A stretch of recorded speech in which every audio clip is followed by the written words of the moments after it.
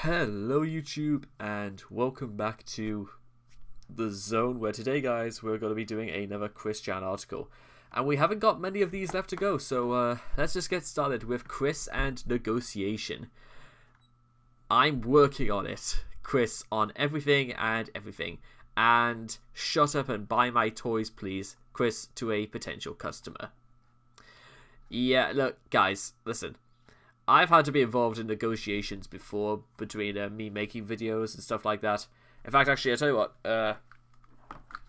I've had to make numerous tough decisions as well between a lot of the in order to keep, my Patreon requests and donations coming up. But then again, not only do I receive, but we also, I don't really want to say we're going to arrive on a compromise, but I do make a suggestion as to when and where we're going to like putting up videos and stuff like that. But the point is that if they get done, and providing it doesn't take you any less than, let's say, 2 months at the very most to get them done, then I think things are, you should be relatively okay on that.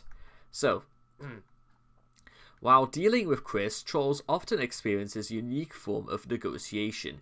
Due to a severe sense of entitlement, a lifetime of coddling, and other factors beyond his control, Chris has no grasp of how to compromise, and often fails to understand what sort of bargaining position he is in. Often Trolls blackmailing Chris will find him making demands of them as if he were the one with leverage. Conversely, some have experienced the oddity of having Chris run away from a situation where he was purposely given the upper hand. When it comes to dealing with Chris directly, one can only expect that he will always take the path of least resistance, even if it doesn't benefit him. And you can see right here is a Twilight Sparkle's secret ship fic folder card he made himself. Well, technically, made is a very loose term, considering the assets he pretty much stole. Everything from here is pretty much stole. And I'm going to assume Patrick Stewart here is not meant to be one of the executives of Hasbro. So here's his idea of negotiation about My Little Pony getting 5 more seasons. Now listen, we know your game, your greedy corporate executives. That should be you greedy corporate executives. Nightstar says, your little game of showing us crap work to delay the extension of G4 is crap. You think you can just buy and bide your time for money. You are wrong and messed up. I chime in. That is right. Even I know of the main 6 all becoming alicorns for the round table of friendship. And I know the idea was streaming around your creative teams and all the offices for a long time now. And I know your secrets. We all do. So cut the bullshit and just make the announcement now about My Little Pony. Friendship is Magic getting 5 more seasons.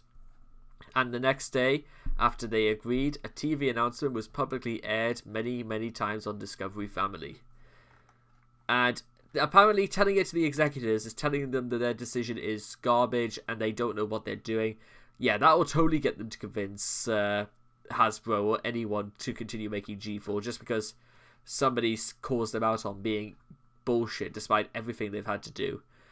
Chris and his Mary Sue Pony-sona Nightstar negotiating with the perpetually smiling executives of Hasbro over his desire for My Little Pony Friendship is Magic as depicted in one of his TSF. Okay, let's begin.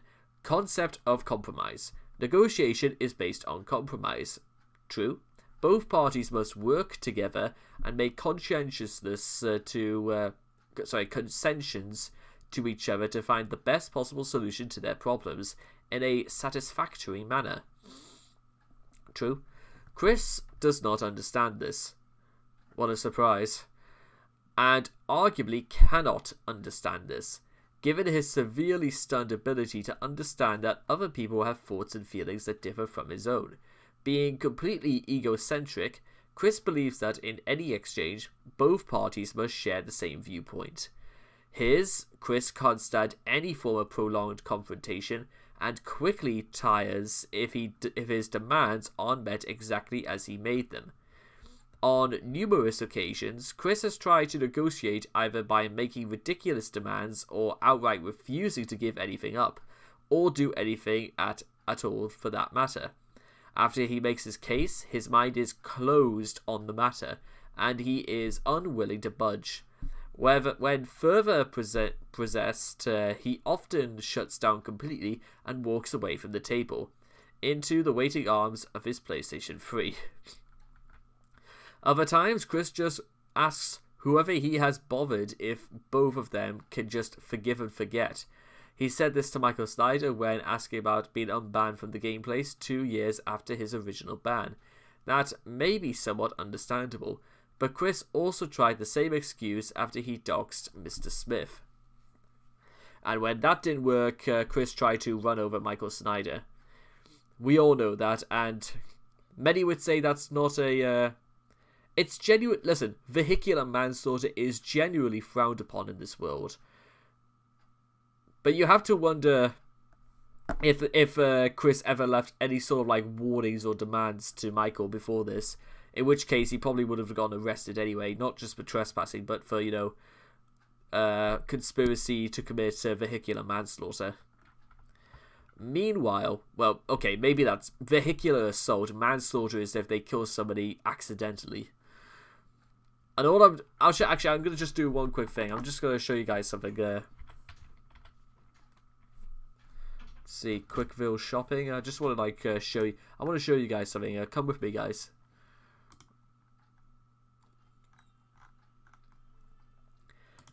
And I know I've seen this before, but the bulk deal you can get for it. First off, a singular deck costs $70. Let's just say this is and this is like about as much information as you're going to get for $70.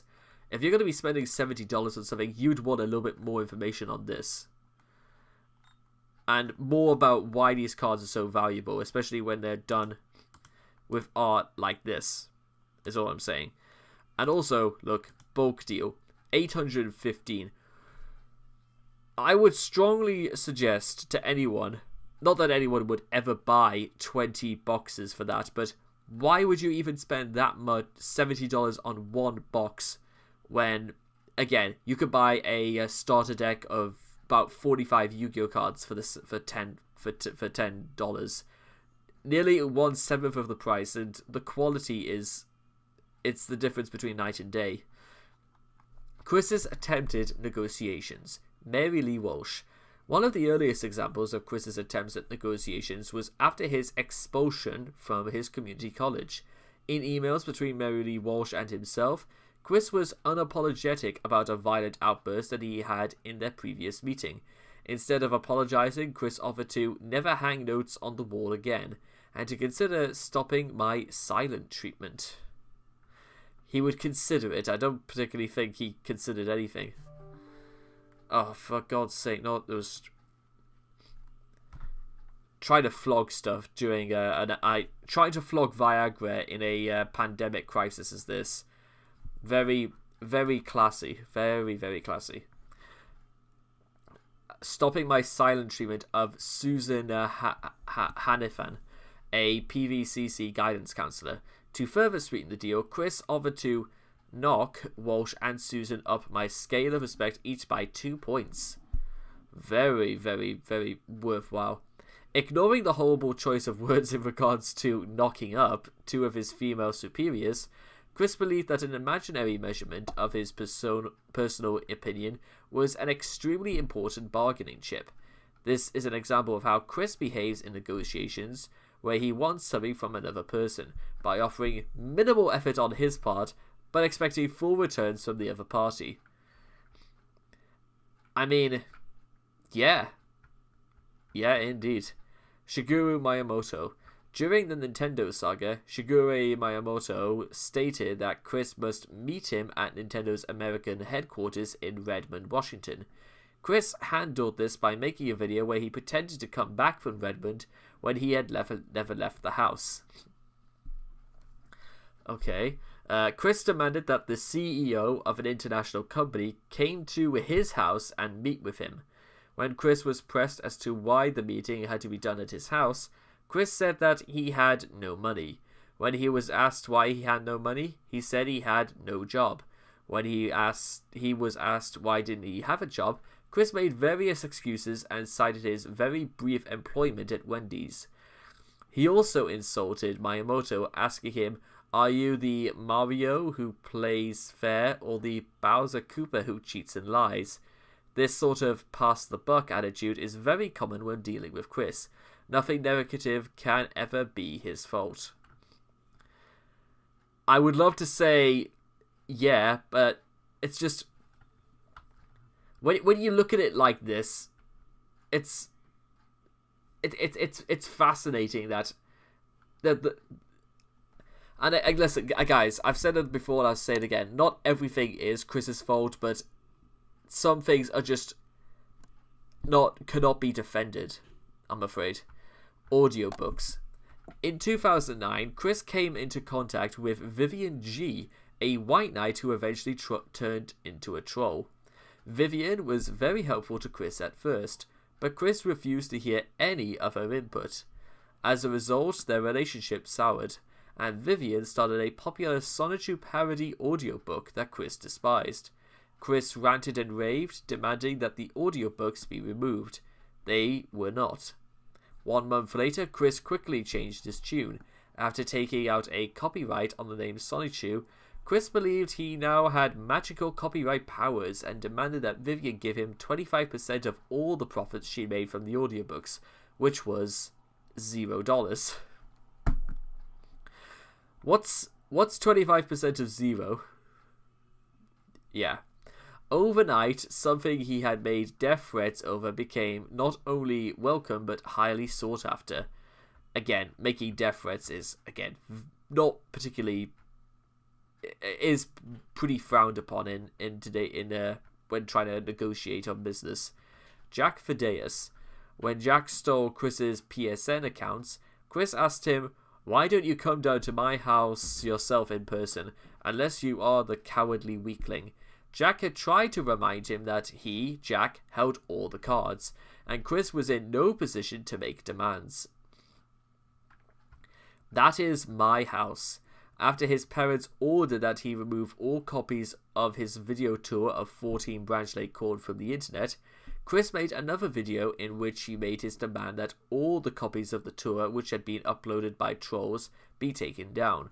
Rather than calmly and politely explaining that the videos posed a threat to the safety of his family, which would likely have gotten at least some of the trolls to remove their copies, Chris loudly shrieks like a child and even turns his demands from being idiotic to being vaguely insulting by admitting it was his fault for uploading the video. Again, just... One, why the hell would Chris ever want to... Let's just look at this logically before we continue any further. Chris made a video. I don't know who the hell demanded it, or whether there was any demand, or whether Chris just made it of his own volition, and then he uploaded it to the internet, not thinking to himself, "Hey, people have insulted me, mocked me, deceived me before, so why is this going to make any difference?" Like, does he not realize? I know fine well that... Listen, I do think that Chris does have common sense. I just feel as if, like, it's very optional. Like, he decides when and where he wants to make a decision like this. Then, admittedly threatening the trolls with detectives and police if they didn't immediately do as he asked. Humorously, Bob does a better job at mentioning how serious the situation is. But because Chris doesn't include his speech in the final video, the damage the trolls would cause in result was inevitable. Again, another one of those things that could have easily been solved if Chris had taken a step back and asked for opinions, or realised for himself, for that matter, that nothing from this would come of any good, given what we know about his issues with trolls in the past. Sweetheart sagas. Oh no. Whenever Chris wants to meet one of his sweethearts in real life, he usually wants them to come over to him, no matter how difficult such a trip would be. He wanted Panda Halo to come to him despite her living in Australia. Yeah, good luck with that. He wanted Julie to come to him, even though she was supposedly a poor immigrant who couldn't afford a car or a bus fare. He wanted Casey to come to him, even though she lived in the DC area, which is an hour or so from Ruckersville. One of the most recent sweethearts, Jackie, was willing to have a relationship with Chris as long as he tried to become a better person. Instead of trying to put more effort and trying to better himself, he decided to end things.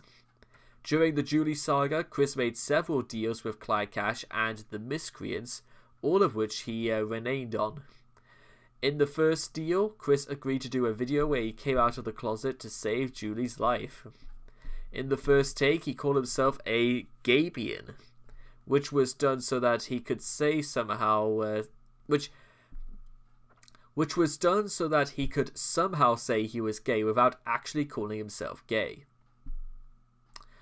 He did a second take where he clearly stated that he was being forced to say he was gay. When he finally did call himself a homosexual, he mumbled it and stated he was good. The second deal was that Chris would clean his room to save Julie's life, and then he would do a video to prove it was clean. To avoid having to clean his room, he merely pushed some of his stuff aside and filmed his floor for 30 seconds before he did his captain's log. The final deal resulted in the infamous Julie reveals herself phone call. Blue Spike, as both Julie and her kid brother Max, had gained access to Chris's PSN account in the guise of Max. He offered Chris an ultimatum. The PSN and Yahoo accounts of Julie in a conversation before the call. Chris told Max that he chose Julie, believing that, like in the movies and TV, he could get both back for making the right choice. Right when Max put Julie on, Chris immediately asked her to get his PSN and Yahoo back.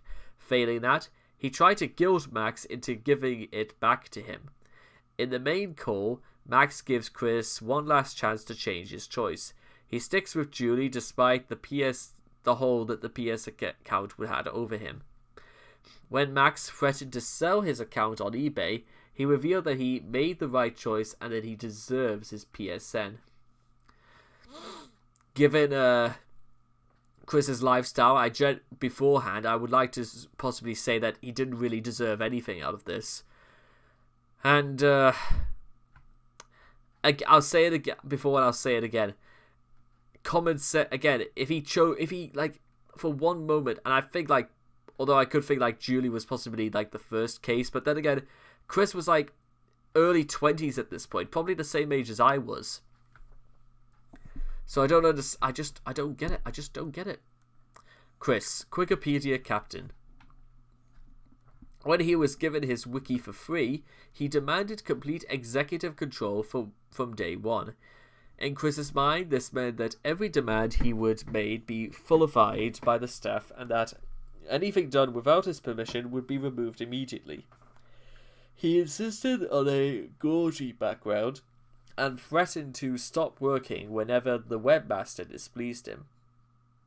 Later, when Jack Thaddeus graciously paid for the Wikipedia's web space with ads featuring homoerotic images, Chris went on a tirade and immediately demanded that they be taken down, yet refused to even consider paying for his website. When removal failed, he said that he wanted them to be smaller, as if he had in some way in how large advertisements were. Chris had no concept of how advertising worked, but merely assumed that he had the final say in everything. Later, during the popularity contest between Sonichu and Asperchu, he tried to make amends with Alec Benson Leary to remove Asperchu ads from the front page of the Wikipedia. However, instead of making reparations, Chris demanded that Alec tell his fans to go back to Sonichu. Chris, who was in no position to make requests, attached several clauses to his apologies. Chris's list of demands was larger than the apology that they were bundled with. All of this came after Chris drew a comic where he broke into Alex's house, stole a dating game from his Xbox 360, blew up said Xbox, and freed a group of Rose Jews that he implied were the victims of sexual abuse. After finally fulfilling most of Alex's requests in a substandard and slapdash manner, Chris killed him, his webmaster, and 2 other comic artists in Sonichu number 10, as some sort of childish form of revenge. You see, this is why, guys. This is why you don't let children onto the internet, because they think they can do this sort of shit and will be listened to. The PlayStation Network. Often trolls will gain access to Chris's PlayStation Network account and make various demands. The most common of these demands is that he sells or throws out some of his beloved toys or games, despite his claims that he plays with everything in his room. A glance at his PlayStation Network account shows otherwise. Most of his PlayStation Network activity is divided between Little Big Planet, God of War 3, and Mod Nation Races, which leaves most of his vast collection of games untouched. Even though he doesn't use the majority of the toys and games he owns, he refuses to sell them.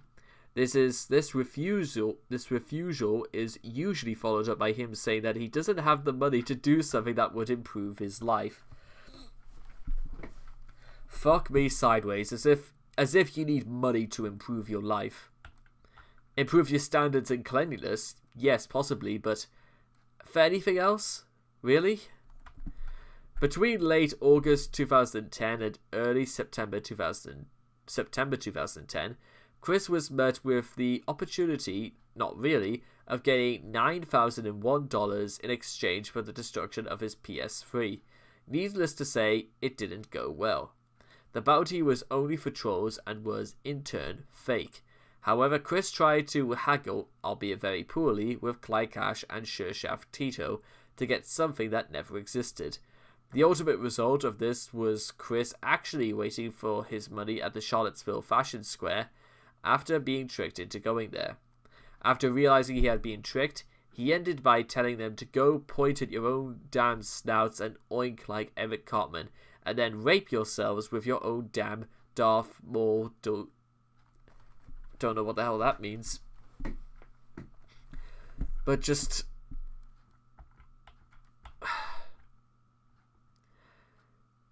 You know, again, that part about, being conned to destroy something for so much money, it might have been slightly funny if it wasn't for the fact that, again, this is an example of just, again, Chris not learning from maybe, not doing something that stupid might be a good idea. Flipnote Studio on 3DS. In one of Chris's many Flipnote Studio creations, he requests that Nintendo port this software to the 3DS platform. In typical Chris fashion, his animation consists of him yelling loudly and demanding that they bring... I've seen the video where he does the... In fact, I'll tell you what, I'll put it up. I'll give you guys some... I'll let you guys watch it.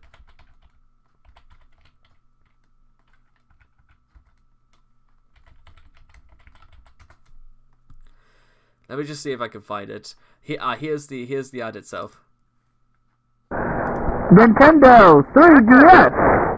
The update, eShop, and internet capabilities are available today. Everything! Yay! Flipnote Studio should also be on 3DS, but it's not available in the eShop. You cannot transfer it either. Don't make us wait. We want to play with our studio now. We don't want to wait for a new memo. Give it to us now by putting it in the eShop. Nintendo, we know you can do it. We want to rock and play in our studio on 3DS. Give it to us now. Do not make us wait too much longer. Please and thank you. Today!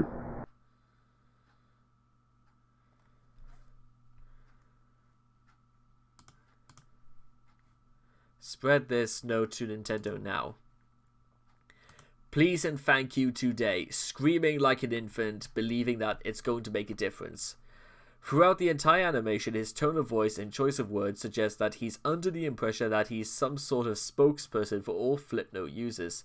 Nintendo eventually released Flipnote Studio 3D in February 2000. Actually, I didn't even know they could do that. Not bad. Calling out. Returning to YouTube after an 8-month hiatus, Chris decided to confront two of his trolls, Shershaft Tito and Frog, over what they've done and demanded that Tito apologize to Sony over the hackings and to the Wallflower for breaking them up, then give him $1,000, and telling Frog to apologize for putting up pictures years ago, and to put up a non-slanderous billboard saying that Chris is straight.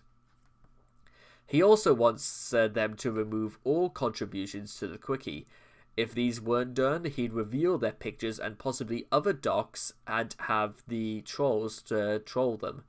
Unlike the incident involving Clyde Cash resulting in a very poorly made decision, Chris honestly believes he has the upper hand and can finally pay back against some of his trolls. However, what he's doing isn't a negotiation, but an extortion, expecting these goals to be completed or they were to suffer the consequences, with Chris doing nothing on his part. Yeah. You see, it's at this point of this, if anyone out there was so like confused as to why I'm having a go at Chris when he was conned out of this, well, that's just one example of where he was not conned out of anything and now straight up extorting people to fulfill his demands. He does this to quite a lot of other people, but that's just one at the pretty high up there. eBay and Craigslist sales. Chris's ideas of salesmanship is interesting, to say the least.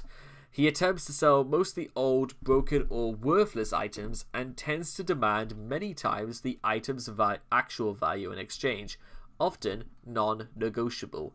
An early example was his attempt to sell an ancient television on Craigslist, demanding $250 for a piece of junk he'd only lucky to sell for a tenth of that sum.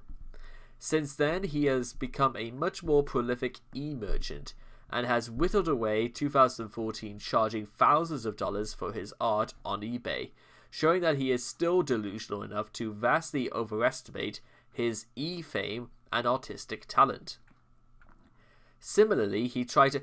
You know what? I'll tell you what. I'm going to tell you guys a little bit of a story right here, just before we go any further. My sister has sold artwork before, but let me tell you exactly how she went about selling it. She just got a bunch of her artwork together. Some of it was during sixth form, some of it was during her GCSEs, some of it was just like stuff she was making as part of her university courses and that. And she just put a bunch of pictures up on Instagram, and some people got interested, and she started selling them. And I think there are better ways if you wanted to like be a lot more, let's say, you wanted to make this more more like a full-time occupation, which you would have more customers than that. But I don't think you can get a more straightforward deal than that. And I think she got like about £100 or so for an art piece that she had done. It's something. Let's see. And I don't even remember if she even stated how much she would sell it for, but I don't know, maybe I'll ask her about it. Similarly, he tried to sell his late father's replica of Stradivarius violin for almost $100,000, as if he believed that a violin with a manufactured label saying it was made in the 1950s on its interior could be the real thing. Most recently, he has attempted to sell his and his mother's ancient, barely functioning cars. Typical of Chris, he is demanding thousands of dollars for cars which are worth maybe a few hundred as scrap. He also characteristically demands that the deal in question is of a no-haggle nature, even when setting unrealistic asking prices on sites where haggling is often the norm. Yeah. Needless to say, most of Chris's merchandise either go unsold or he is forced to accept a more realistic price for it. It's usually the second one, although the first one is quite up there as well. We can only assume that the rest is bought by his most avid followers, who glory in the opportunity to possess samples of his fine work. However, Chris may not just ask for ridiculous prices in exchange for his shitty possessions, because he's taking prospective buyers from fools, but because he doesn't know the first thing about value. Consider his lavish spending sprees that transcend his ability to fund them. His parents taught him nothing about the value of money, which he thinks can be pissed away nonchalantly. He also struggles with measurement as evidenced by his estimation of a 12-pack of canned lemonade weighing 50 pounds, a symptom of autism. It's possible that his incompetence in this regard also extends to the estimation of value. From unrealistic to friggin' ridiculous, more like. The reality, however, could also be something much more sinister. The higher prices he has set for his goods may not be due to ignorance of value, but a symptom of his abject materialism and hoarding, inherited from Bob. It's possible that Chris is so attached to and obsessed with his material possessions that he seriously finds his ludicrous prices an acceptable consolation for him to have to keep up part of his previous hoard. His precious hoard. Yeah, but Chris, again, why did Chris not just think to himself, in the situation he's in, this is... And again, like I said again, with the house fire in 2014, did it, never once occur to Chris or Bob that, keeping piles and piles of junk in a house with faulty electrics and all this sort of thing is maybe possibly a bad idea and maybe possibly a fire hazard, considering we know that, he's had pets that have died in that house fire. Many would say that, the more responsible thing is to completely get rid of your clutter, either scrap it or sell it any which way you can, or just give it away to people who would benefit more from it than that sort of thing. Urban contracts. In October 2016, Chris delivered contracts to at least 2 stores, GameStop and Best Buy, from which he was banned. In these contracts, which were likely not signed, he puts in a clause stating the stores in question can't call the police against him. Yes, they can, making the contract null and void, since contracts can't protect against prosecution. He also wants the managers to forgive and forget, and claims that not signing proves that they are most uncompassionate and lackey of heart of soul of any person. Chris, you know those videos that sometimes people make where they say lawyer reacts to the Chewbacca case in South Park? Why there should be somebody on here saying that lawyer reacts to Chris's negotiation demands, because he would have a field day explaining why. Especially for the next one. Chris's tactics. Ignoring reality. That's, okay. When Chris is faced with a task requiring any effort on his part, or involves something that does not benefit him, he completely ignores it. Chris automatically disregards anything that will not benefit him immediately, or almost immediately. The hardest part of negotiating with Chris is that if you make a demand that he does not agree to, he shuts down, like a spoiled infant. Chris will not even deal with something that isn't self-serving and easy. On the other hand, when you have something Chris wants, Chris will not give up until he has acquired it, on his terms. When the road to a reward has a sign that bluntly says Chris is not eligible, he will attempt to get the reward anyway, or claim that the rules are discriminatory and unfair. Chris will pursue his goal thoughtlessly and simple-mindedly, often ignoring even the idea that he might not get what he wants. In the process, he frequently acts as if he has some sort of leverage, even in situations where this manifestly is not the case. He continually makes demands on the Wikipedia's administrations, for instance, even though they had full control over the website, and he had none. Altering reality.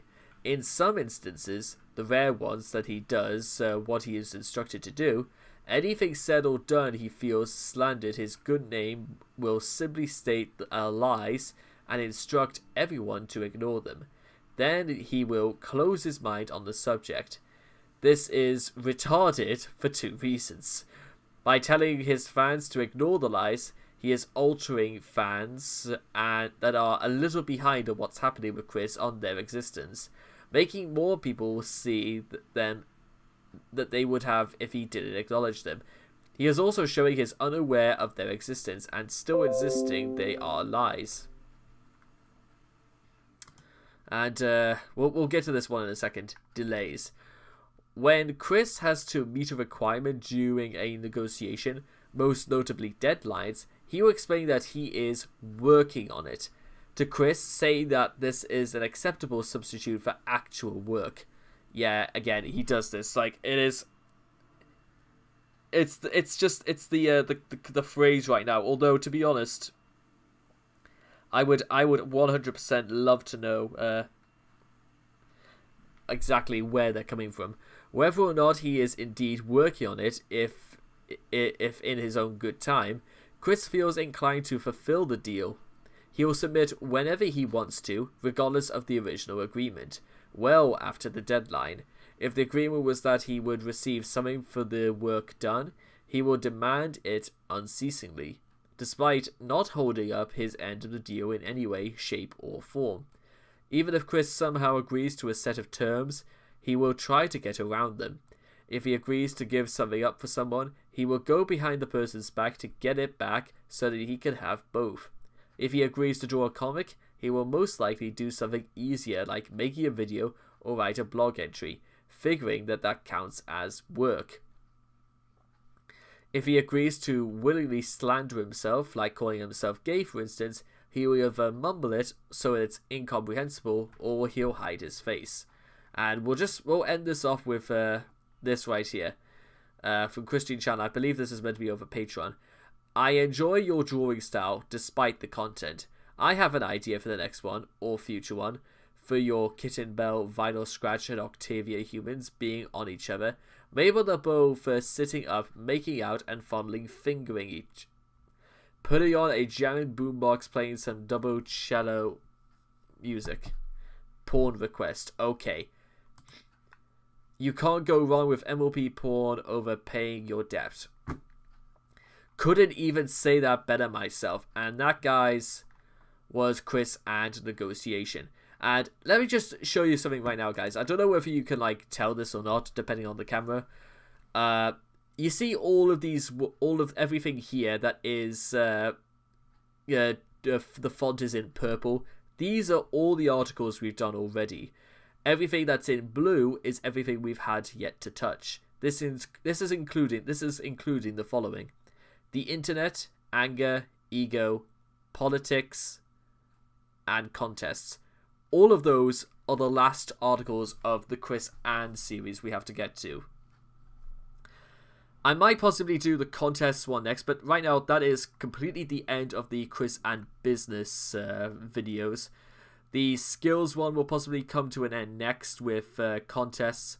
Then we'll do the psych personality with anger and then ego. We'll move on to the politics one to conclude his views on society.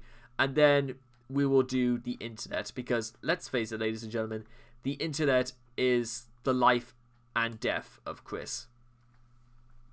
But the important thing we need to know, ladies and gentlemen, just for anybody out there who's still not exactly caught up on everything about Chris, if you try to do business with him, if you try to enter into any sort of detail in which you can get something at anything reasonable, or you can get anything that whatsoever from Chris, just back away now. Chris is not a good businessman. He is not a good person to be associated with, and if he tries to convince you otherwise, his reasons are nonsensical, non-intelligent, and will leave him in a worse off position than he is, because he doesn't seem to realize that these sort of things are going to happen. And with all that being said and done, I hope you guys have enjoyed this reading of Chris and Negotiation. Please make sure to leave your thoughts in the comments in the comment section down below. Let me know what you guys thought of the article yourselves. And I hope to see all of you guys again in the next video. Take care. Bye-bye for now.